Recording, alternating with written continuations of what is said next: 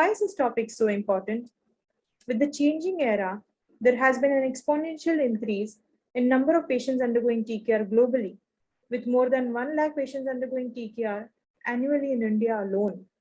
Also, as we all know, there's a gradual shift of TKRs from being performed conventionally to handheld computer navigated or robot arm TKR for flawlessly achieving the goals of better alignment, precise implant positioning, reducing the wear rates, for improved patient satisfaction and superior clinical outcomes.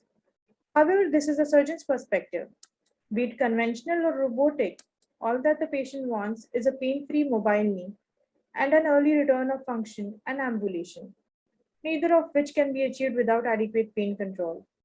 Hence, pain management in TKR has remained a prime topic of discussion and seen substantial development over the last few decades.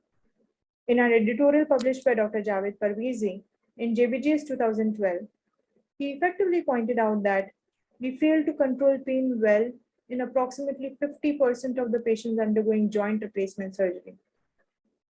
He highlighted the use of newer modalities of treatment like preconditioning, multimodal analgesia, liposomes, and transdermal patches, abandoning the use of epidurals, patient control analgesia, and sciatic nerve blocks in favor of intra-articular injection. So, what are the issues arising due to inadequate pain control? The persistent pain and discomfort leads to anxiety, reluctance to initiate physical therapy, leading to delayed mobilization, slowed and poor rehabilitation, increased opioid or post-op consumption of pain meds, with its own list of side effects like nausea, vomiting, and sedation, etc. All of this leading to increased length of hospital stay, apart from the burden of higher cost of care. This poor perioperative pain management leads to compromised ultimate function, patient dissatisfaction, which negatively influences the choice of physician and patient's willingness to undergo further treatment. As we all know, we have always done pain management after the surgery. The patient would undergo surgery, would wake up in pain post-operatively, after which the pain management would be initiated. However, the patient would suffer miserably with pain till the effect of medications would kick in. Over the years, there has been a paradigm shift in the approach of pain management in TKR, where the clinical concept of preemptive analgesia came in effect. It involved initiating the pain management process prior to surgery, that is, before the noxious stimuli sets in, using a multimodal approach by giving different types of nerve blocks in addition to periarticular infiltration. So, the aim of preemptive analgesia is to deliver clinical and cost-effective pain relief before the noxious stimuli due to surgery sets in, that is, pre and intraoperatively. So, this is the flowchart depicting the various modalities of treatment options available in the pre, intra, and the post-op period. So, let us see what is best that can be done in the pre-operative period.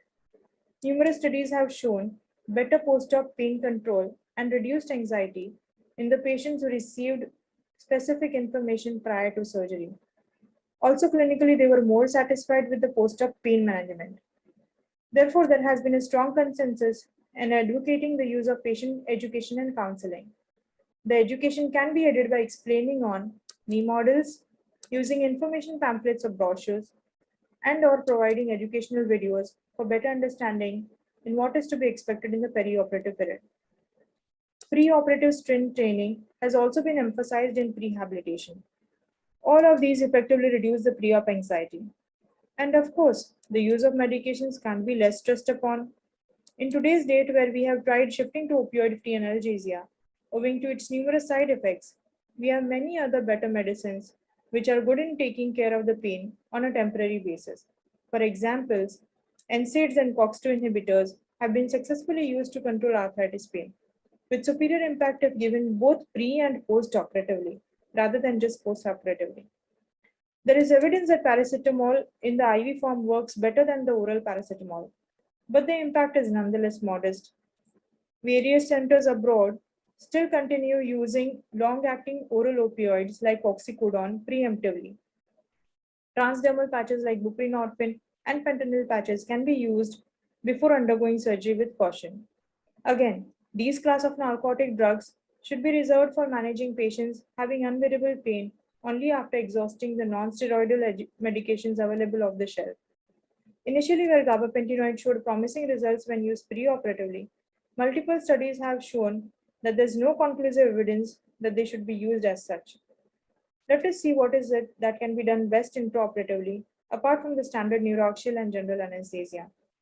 So the main focus for intraoperative pain management is periarticular multimodal injection, so-called cocktails.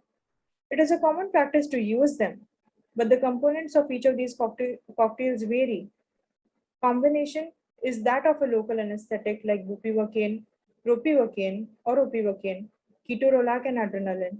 Some people may add antibiotic, some may add clonidine, some may add dexmedetomidine, some may add steroid, and dilute the whole solution to 120 ml. The use of steroid in these cocktails is controversial, especially in diabetics, as it may hamper the wound healing in a few. Better avoid adding morphine. The use of liposomal bupivacaine demonstrated modest improvement in pain and pain scores and activity, and diminished post-op narcotic use compared with simple bupivacaine. However, the cost is higher. The most important thing about periarticular multimodal injection is the technique and timing of injection, which we will shortly see. The other modalities that can be used intraoperatively are systemic steroids like dexamethasone, which seem to work due to its anti-inflammatory action, reducing the pain and giving a generalized feeling of well-being. However, it is supposed to be used with caution in diabetics. Some people have tried intra-articular pain control infusion pumps. However, there is no strong evidence that it works, and then there's the added risk of infection. Intrathecal opioids have also shown their efficiency in pain relief, but you should be aware of the risk of pruritus, respiratory depression, nausea and vomiting, etc. The use of tourniquet is a controversial topic and also less spoken about with respect to pain control. There is a recent Cochrane review which showed significant, that is more than 10% reduction in pain in the group undergoing surgery without tourniquet. Also, the risk of serious adverse events reported was probably higher with tourniquet than the ones without tourniquet. So the use of tourniquet can be minimized. The only potential benefit of tourniquet use is during cementation. This is also currently associated with a very low certainty of evidence, as there are surgeons who successfully do TKR without tourniquet. Coming finally to describing the technique of periarticular infiltration, it is used as a measure of regional analgesia to block the transmission of pain. For the same, it is important for us to know the nerve supply around the knee. The knee is supplied by 4 different important nerves in the lower limb.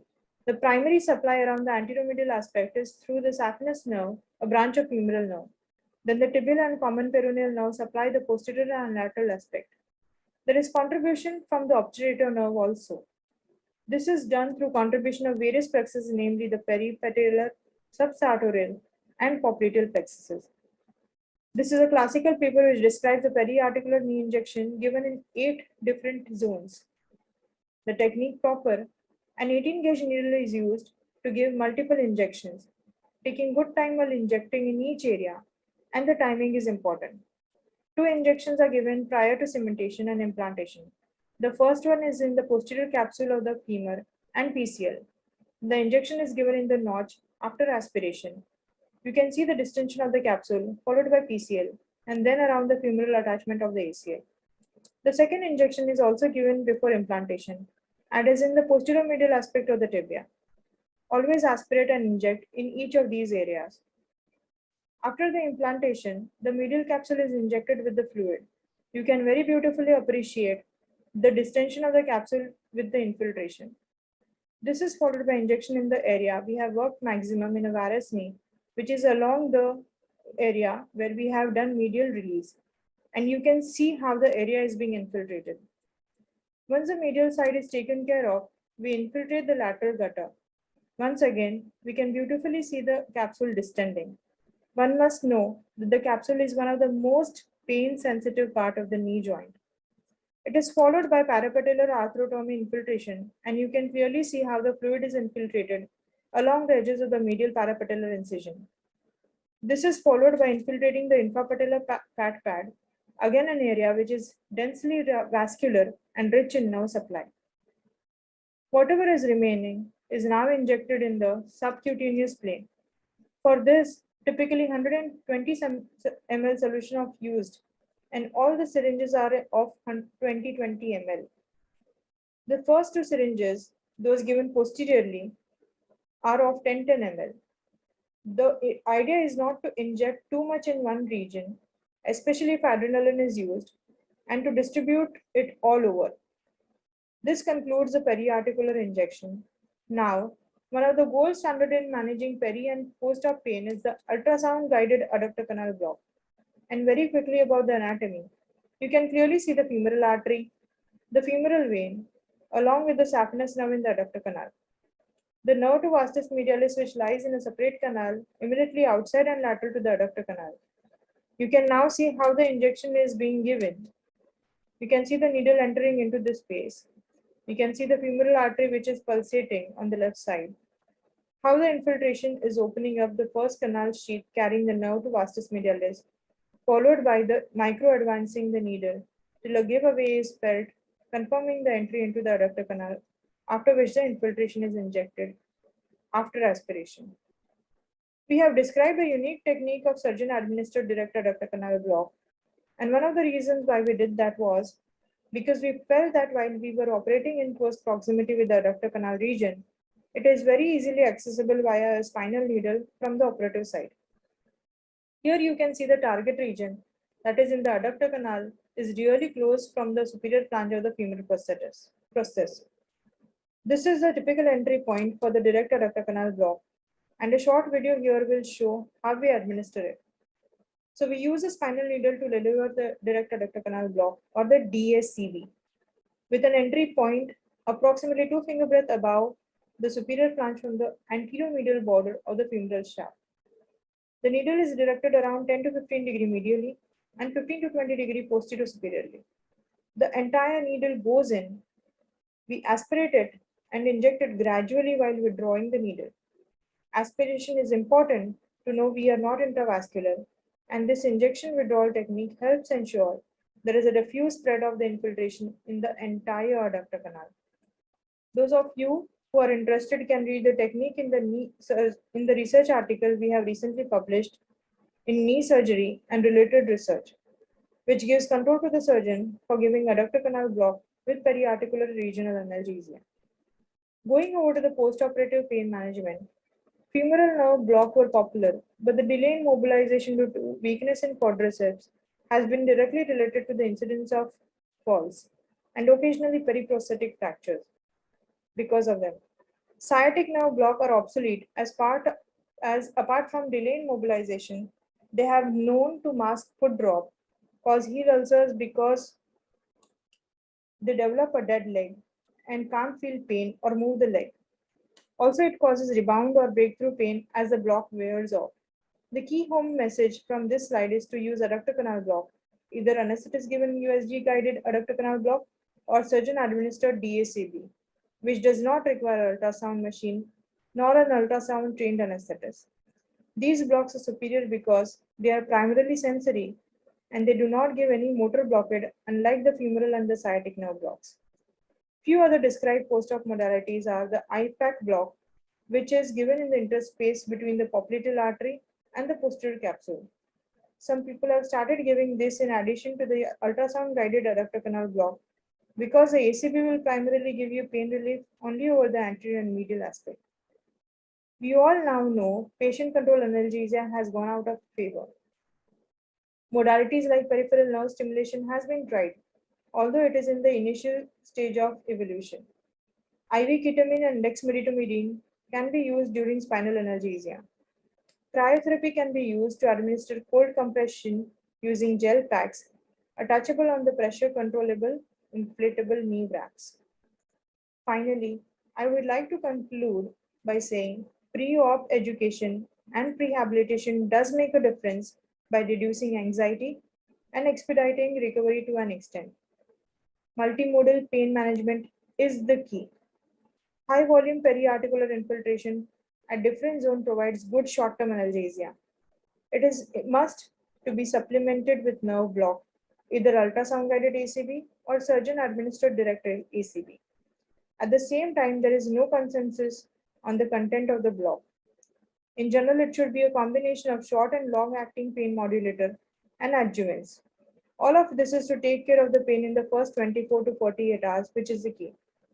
NSAIDs and COX-2 inhibitors can be used pre and post operatively.